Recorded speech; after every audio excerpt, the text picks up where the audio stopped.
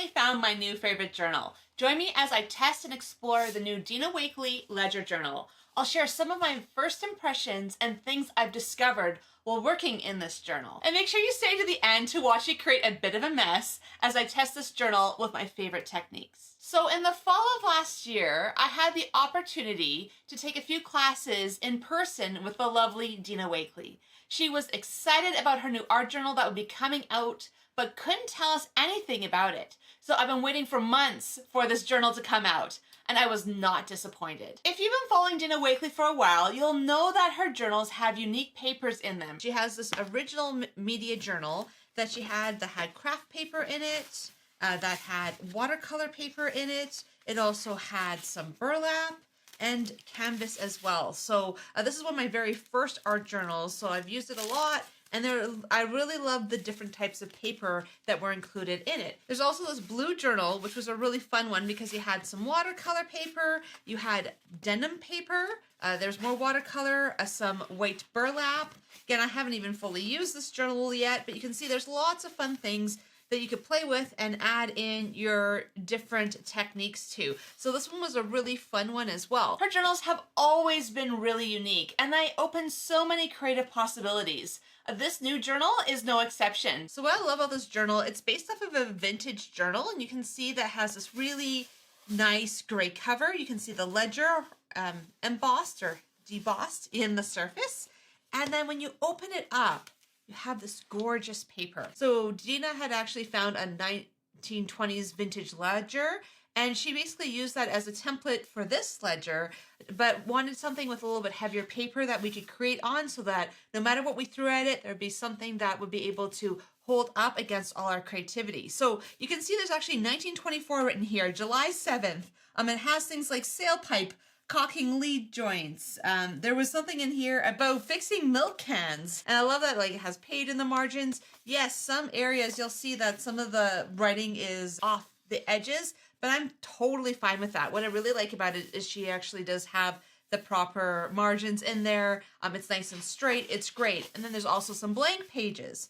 There's a lot of really interesting options for this book. I think it looks fabulous. I love this journal. I love just how every page is unique. It has different writing, different things on it. I love the fact that this is based off of a true working ledger that someone was using to keep accounts for their business. And that for me is such a really cool idea that we can turn this into something that we create in. So it is a very heavyweight paper.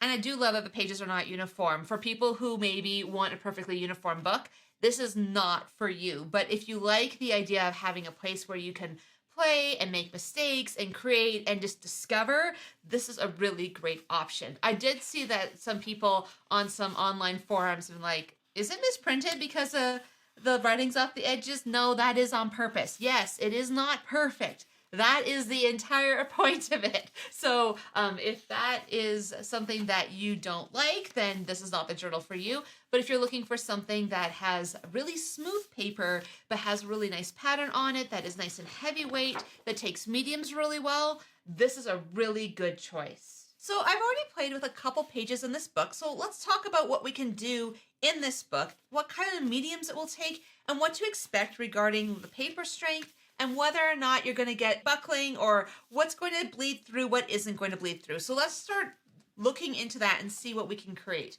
So the one thing I did do, and I do this with all of my journals as soon as I get them, they will have a front page, but these pages are usually apart, but you'll have a bit of glue here trying to keep that spine in good order. In previous journals, I have actually opened that page and created on it, and what I found is the spine would give on the page. So that first page, I always actually glue it together, and so my page will open like this, and this is my very first page I created in this Dina Wakley journal. I used as many mediums as I could on one page just to see how it would buckle, how it would work, and see what works on this, what bleeds through, and what results we're gonna get. So for this very first project in this journal, I started with powdered watercolors. I spritzed it. I'll be honest, it worked way better than I ever thought it would. I was pleasantly surprised that everything didn't seep through.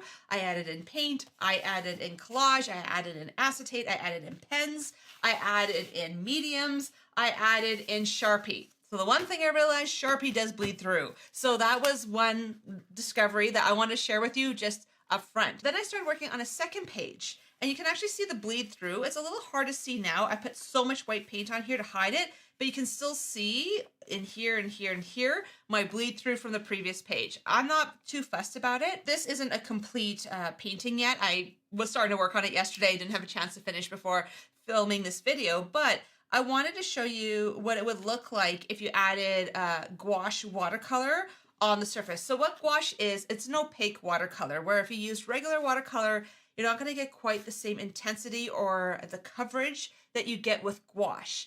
But because I use gouache, what's nice about it is I was able to mute some of the writing, but you're able to still see through it, which looks really great and really makes for a beautiful surface if you want to add in a lot of watercolor. And yes, I'm getting a little bit of bending, but not bad, considering I haven't really flattened this book or closed it. Even on these pages, this is like my very first page, for considering how many layers of wet I've put on it, this is working pretty good, and that has a lot of wet on it. And what I always find is that close your book, lay it flat, add another book on top, it's gonna help flatten out all those pages. And that's just gonna go a long way to make sure that you end up with a journal that isn't too warpy or wobbly, but you're gonna be able to add a lot of mediums onto. So let's get into actually demonstrating with some of these mediums. I wanted to show you firsthand what it's like to work in this book. So before we get into using the paints and the inks and all the fun things in this journal, if you could please like, subscribe, and just share this with other people if you've been enjoying this video so far. Every time that you like or subscribe, that really helps more people see these videos. It helps my channel grow, and I appreciate the support so much. So just thank you so much for following along and just being part of my creative journey, and I hope this will help you with your own creative journey. So let's get into it. And let's start with our first medium. So let's start with acrylic paint. I'm assuming a lot of you, especially if you like to follow Dina, are going to like to use acrylic paint. My dirty palette paper, but we're gonna just run with it. And I'm gonna start adding in a little bit of paint onto the surface. I'm gonna be using a couple different paints just because we all use slightly different paints in our creative practice. So that's a bit of Amsterdam paint. So that's a heavy body paint. That's gonna go on quite thick. That's gonna be more similar to Dina Wakley's paint. I also have some coral paint here. This is a paper artsy paint. This is gonna be a little bit more fluid. So I wanted to show you what it would look like if you're using two slightly different paints, just to show you what you're going to get regarding coverage, regarding feel on this paper. So I wet my brush just a little bit. I always wet my brush a little bit. You always want to be able to pull out your paint just a little bit. It shouldn't be globbing onto your surface. I never really like globby paint. It's not going to dry very nicely that way. So I'm just going to start by just adding in some layers of color. Because I chose a fairly dark color there, it's kind of covering up everything. So if I didn't like that, I can always just grab a little bit more water, and there we go. So you can always, even if you've added and you're like, oh, that's too dark, just add a little bit of water, because I don't want to lose all that beautiful color. I purposely thin my paint, especially if I'm working on a surface like this. And so why did I want this particular journal? Because I struggle with leaving white space. So I thought this would be a fun one for being able to figure out, well, how can I start leaving a little bit more white space? Because again, I find white, I'm always wanting to cover it up, where this already has something on the background. So maybe that's going to help me a little bit as I start trying to lighten up my technique a little bit. And so this is very random. This is an unplanned project. I haven't put any thought in this. All I thought was, let's pick a few paint colors. Let's play and see what I'm going to create here. So you can see, like, I'm not getting huge buckling. It's not warping. It's staying really well in place. And again, that's with a little bit of water added even. So if you were wanting to even add more water, it's still going to be okay.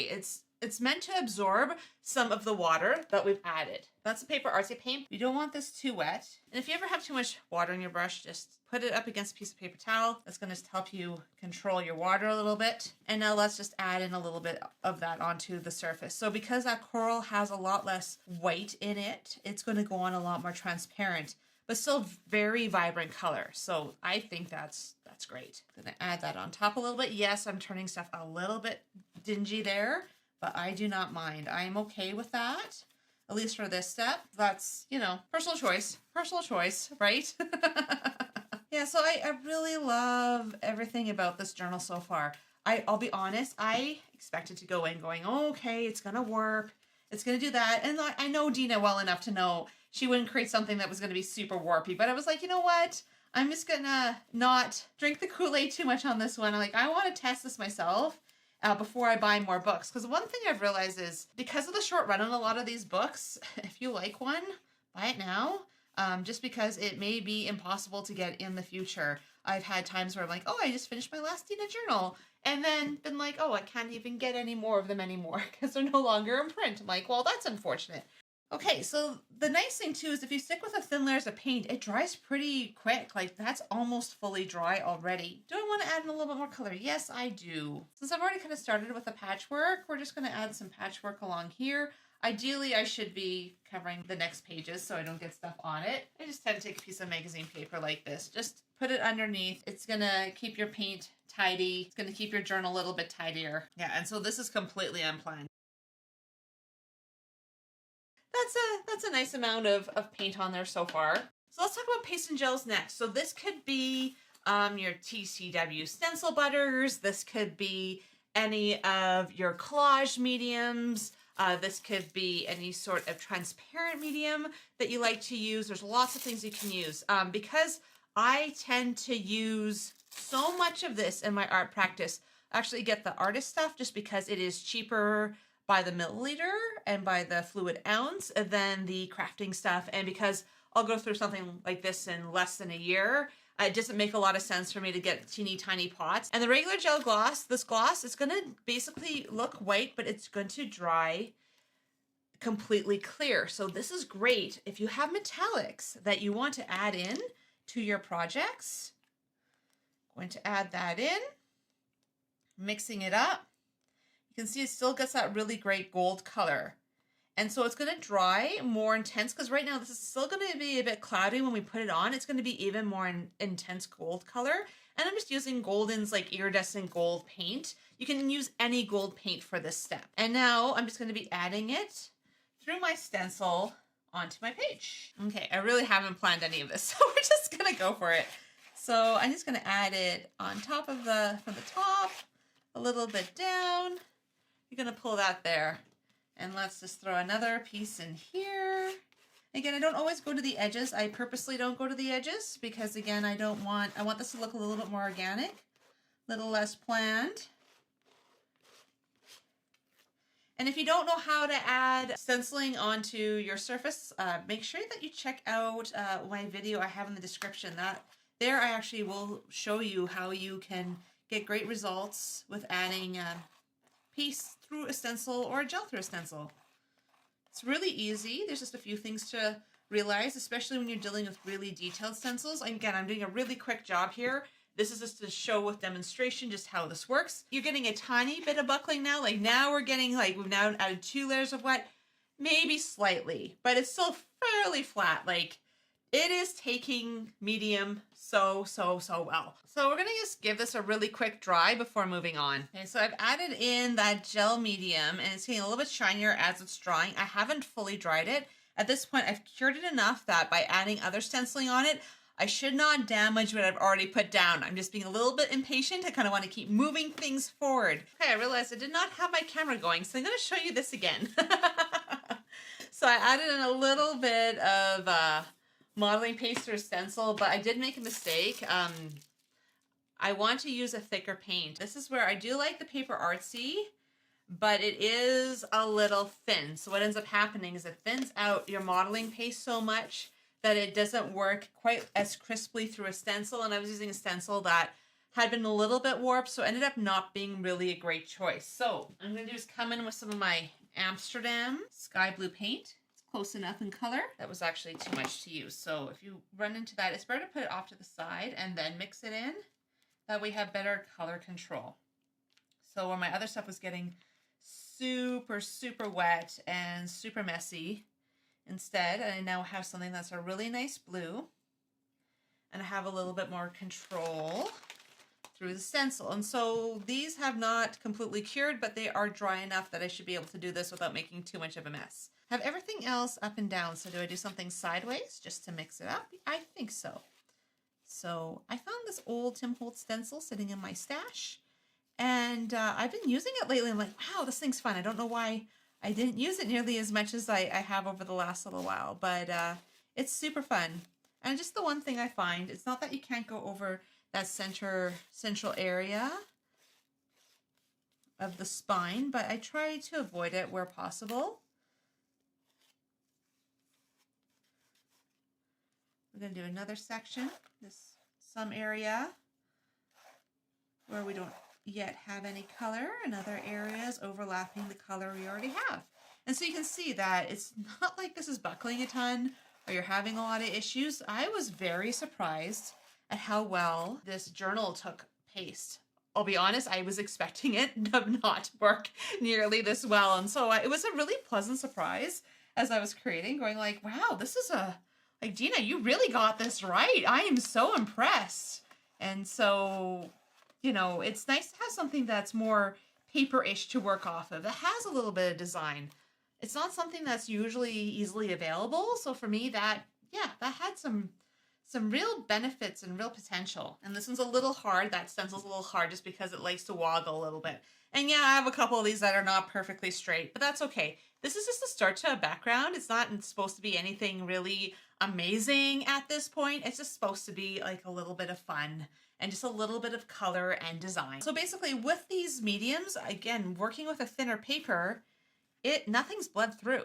Everything is perfectly sitting on the top. Any of those acrylic mediums that you use, whether that's paint, pastes, gels, stencil butters, texture paste, no matter what you have, by adding it onto this type of surface, it's going to work really, really well. You're going to get really good results, and you're going to get very minimal buckling. The next thing I want to talk about is watercolor. So just going back to this page, I used, again, the watercolor pigments and added water. With this one here, I basically was using opaque watercolors called gouache on this page. Again, very little wrinkling, worked way better, no bleed through. That was awesome. But I wanted to show you this just as a technique and just as a way to actually show you just how much buckling you're gonna get by adding water straight onto the page. So I'm gonna start this with a little bit of brushes.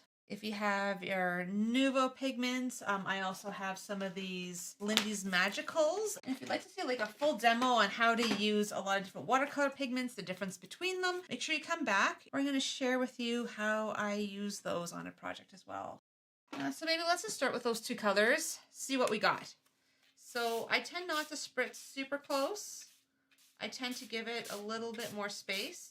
So you're going to see how it's going to start curling up.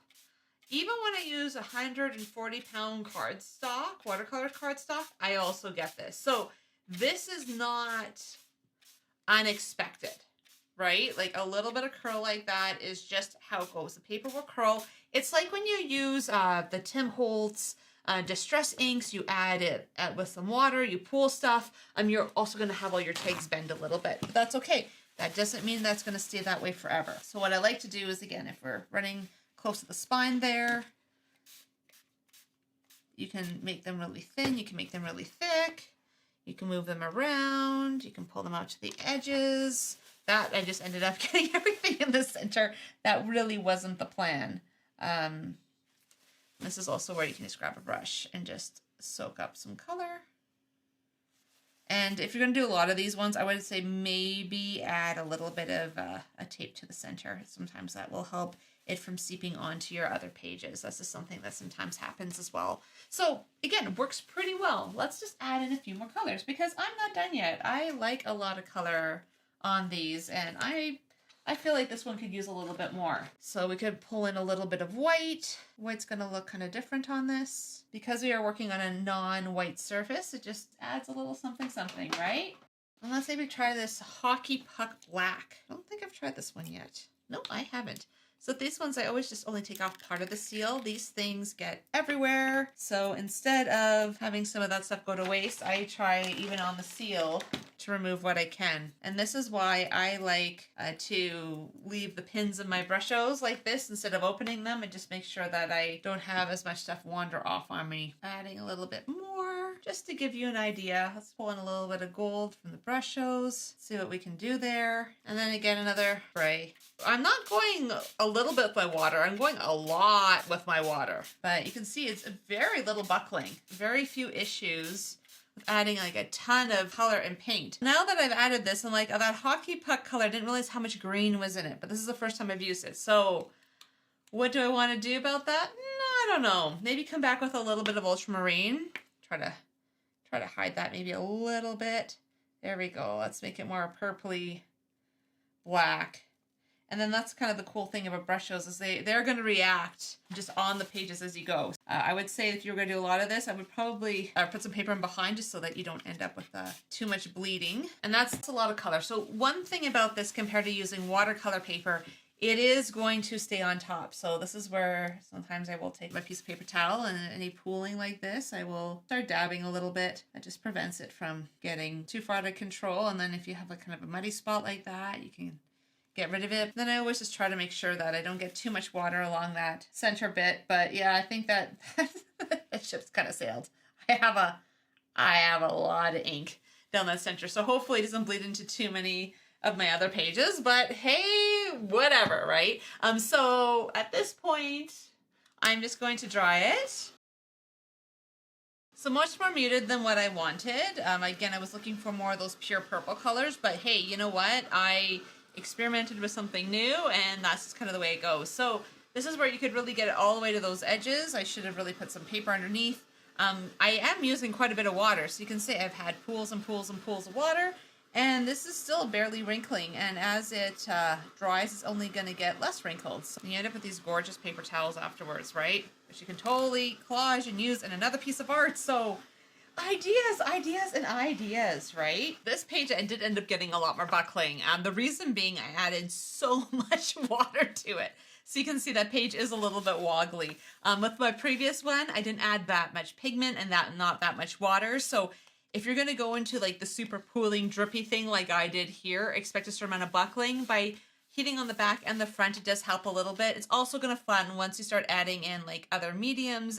Once you close the book for a bit, it's going to be better. So one thing I realized, these Lindy's Gang Magicals are much lower pigment than the brush shows. So what I noticed is on this side, I ended up getting no bleed through. On this side where I had a lot of the ultramarine, the only color that came through was the ultramarine. And because I added so much water, that's why it actually bled through. So it's now bled through on another page too, which was my bad. I should have added in a piece of magazine paper. I almost always add in a backing piece of magazine paper that just really protects this. It's just not very pretty when I'm trying to shoot a video, which is why I removed it for this part of the project. So another thing I realized when you're using things like brushos, when you're using things like really wet medium, I would maybe look at trying to protect that spine just a little bit, or just making sure you have a piece of paper towel there all the time, wiping that down because it's now bled through here. It also bled through on this one that we just did, and it was enough to make the pieces of paper stick together.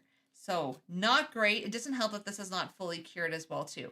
I'm not overly worried because I'll just fix it. It'll be fine. I'm not too worried, but you can see the bleed through there. So something to think about when you are using things like this, and maybe try to stick to one page or be very careful not to have too much in the center. Otherwise, you're going to end up with something like this. And this is much darker than what I originally planned on for this and way more pigment than I planned on. So let's add in some blending inks and let's see how we can salvage this a little bit. So I'm going to use the Distress Oxides just because I've already started with fairly bright color. So I'm just going to use the shaded Lilac. I don't have a ton of Distress Oxides, not as many as I would like, but we're just going to add that on top, and it's really great because they just blend out beautifully. But what I love about this is even through all these layers that we're creating, you can still see some of the text shining through, which I think is just really cool. That's probably the thing I love the most about this is you get the text, you get the different colors, everything really works well together. And yeah, you are getting some wrinkling of this. Again, it depends on how perfectionistic you are. For me, I expect things to wrinkle. Unless you're working on a stretch canvas, really, can you really expect things not to wrinkle at least a little bit? That's why when I'm working with watercolor paints, I usually end up using heavier, at least 140-pound watercolor paper, and I end up taping it down to my surface before working on it, and then add it into my art journal, right? So again, when we're working on things that are a little bit outside the norm, we need to consider that. So I'm just trying to add in just a lot more color here. Oop. I slipped. We'll see how that looks now. I'm pushing a little harder than I should. I should be gliding and not pushing so hard. I'm just being impatient. Well, this is the thing. It's like, you might be laughing at me like, you're getting a lot of fun out of making a bit of a mess. Yes, I am. And that's the whole point, right? Is we learn and go, okay, well, that didn't totally work out according to plan. All right, well, what else can I do? How else can I make this work a little bit better for me than what I had before, right? So maybe let's come in and add in another color. Let's add in some speckled egg. Okay, let's add in, this is one of my favorite stencils. And usually I do a nice circular motion, but with this one, sometimes I find that just how thin it is, and because we're working on a slightly uneven surface, sometimes it's better to almost smear over circles. This one I usually use a spray, so this is a little bit of a stretch for me. I find sometimes you just gotta move it in the direction of the stencil, especially those thinner lines. That's a little bit of nice color. And I've worked with a pretty dark background, so it's only gonna work so well, but that's okay. I'm okay with that. But this is just more a proof of concept. This isn't supposed to be really great art at this point. A lot of my stuff is a lot more planned out, and if you've seen a lot of my other videos, yeah, you see that I do plan a lot more color-wise and technique-wise. This is just a lot of creative messing around, and just to try to get a few different products down, just to show you how they work, and be able to use them together on your art journal pages. We could go along some of these areas and just do your regular ink blending as well too. That will work really beautifully.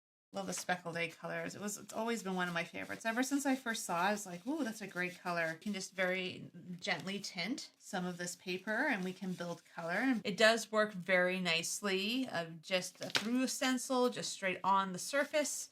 For example, on this one here, I did add a lot of it around the bottom, along the edges here. I even used some watered down re-inker on top of the tissue paper pieces. There's lots of things you can do in this journal and with this paper. So one more thing I want to talk about quickly before we finish up is try not to use Sharpies on this book.